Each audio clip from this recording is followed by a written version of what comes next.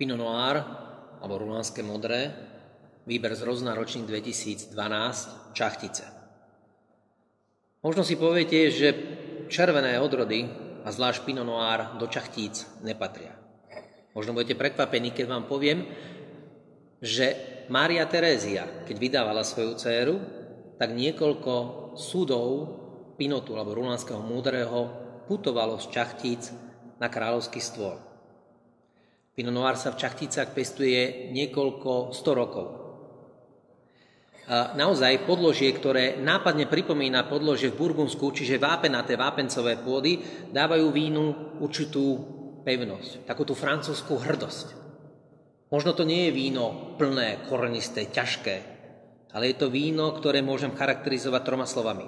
Elegancia, noblesa a zamatovosť. Toto víno je toho svedkom.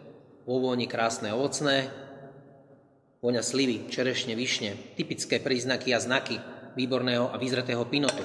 Chuť elegantná, noblesná, jemná, možno s vyšším obsahom tanínov. A to len preto, že to víno má naozaj v sebe potenciál, zreci potenciál. Teším sa, že ho spolu ochutnáme za pár rokov. Ochutnajte.